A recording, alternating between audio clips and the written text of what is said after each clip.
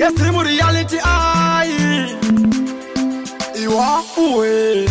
Yawu ya kusokupai. Akaka. Wakarara pepukai. Yawu ya nema gomeji. Mafiri manetiti se kunge college.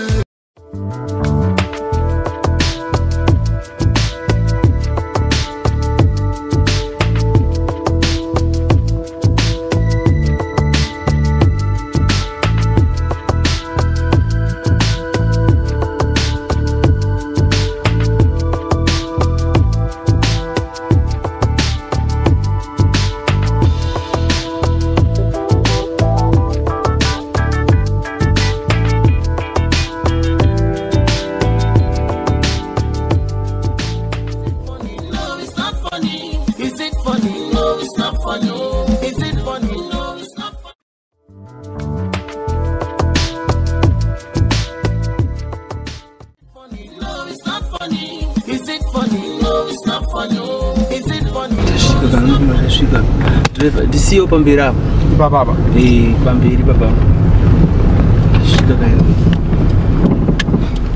shika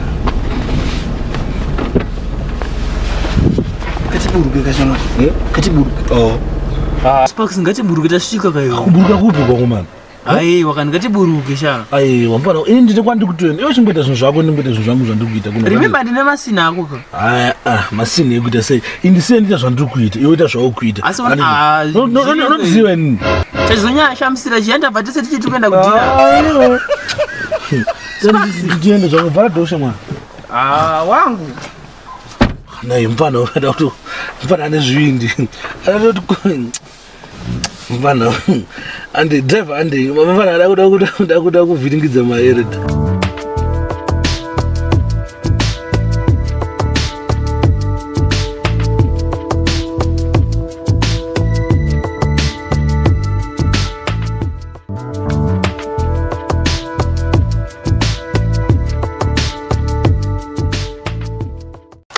saka uri sebebe bomese awanze bokuno ukutaiko kuno ndayazona shamwari yangu inogara apa right awona bebe awusibo nei sei madam awusibo turupa kuti ina suppose ngilichenda kudira ngaida kunoita ka bana topfurira rosiyam peso wangu ya oh my god saka ngatori peso enyu ere baba mune mashure anyway I'm investor Nashim Talis Nashim Talis andini zvangu stage ngona toita sei hapana tisine makala vibes chichichichi okay sawa sei andrebo andiribo zvangu satawanza laba ka ndachifunga kuti live nangotora namba kuitira kuti ndizokufonere namba dzako eji alright 0774 0774 057 04 man funanga vetsim but ndine plan type stindaga no no problem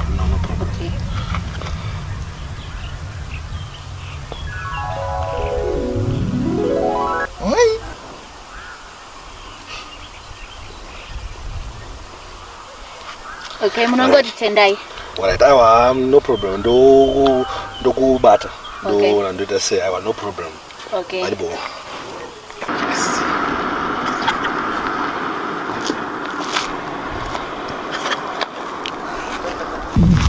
Mdara takalunga muriko mdara mukurarama takalunga hamsi mdalunga ere ya makafanana mdara vakatorana shamwari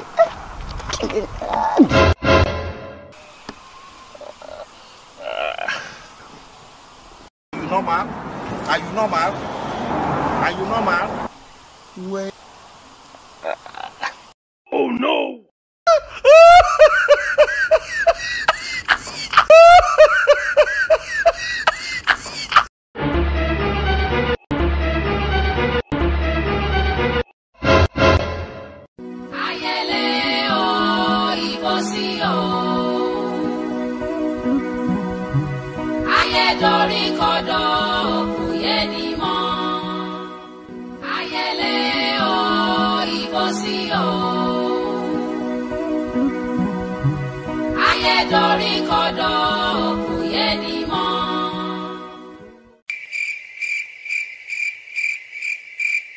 Yesu.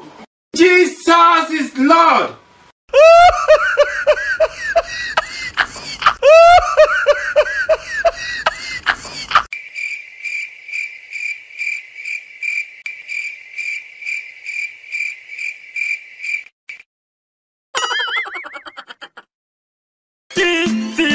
Yes, in reality,